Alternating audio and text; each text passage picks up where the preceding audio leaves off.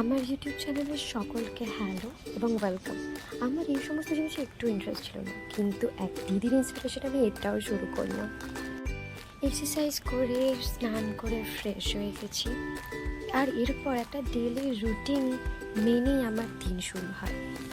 চলো আপনাদের দেখাই। এই যে হনুমানজির ছবিটা দেখছে, আমার দাদু বেঁচে থাকতে প্রত্যেক দিন নিয়ম করে স্নান করার পর এখানে ধূপ দেখিয়ে প্রণাম করেই নিজের কাজ শুরু করতেন।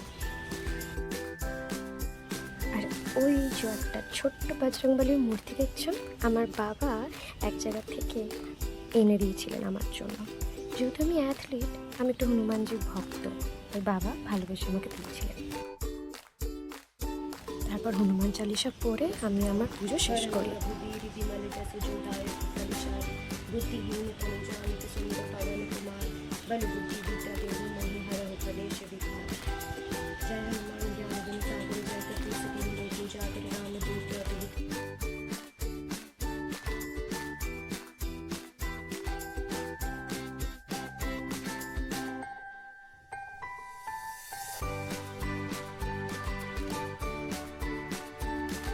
আর একজনের সাথে তো আলাপই করানো হয়নি, ওই যে দেখা যাচ্ছে ওটা আমার পেট। ওর নাম হলো ফুলুরি।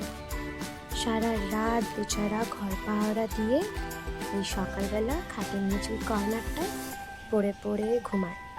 ওর পাত্তাই পাওয়া যায় না সকালবেলা, শুধু খাওয়ার সময় যা ওঠে। এই যে আমাদের বাড়ির পেছনে ছোট্ট জায়গাটা কি সুন্দর, দেখুন পেঁপে গাছ বসিয়েছে আমার কাকা। তার পাতাগুলো কেন জানি না এরকম মুচড়িয়ে যাচ্ছে, হলুদ হয়ে যাচ্ছে। জল দেওয়া ছাড়া অন্য কোনো ট্রিটমেন্ট করার পারমিশন আমাদের নেই, ওটা কাকার দায়িত্ব।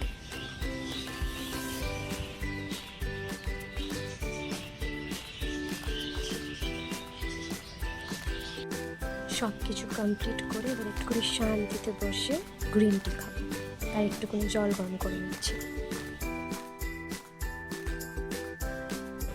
সকালবেলা মায়ের সাথে গল্প করতে করতে ওই আদা দিয়ে দুধ চায়ের মজাটা কি আর এই গ্রিন টি পাওয়া যায় বলুন?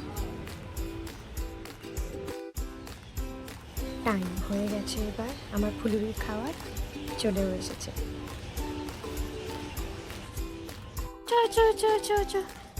আসো আসো। এই যে লোকে বলে না কুকুরের লেজ কোনোদিনও সোজা হয় না, এই দেখো আমার ফুলুরির লেজ কিন্তু সোজা হয়।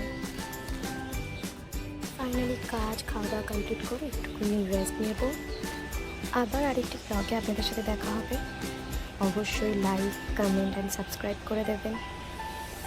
সুস্থ থাকবেন, ভালো থাকবেন।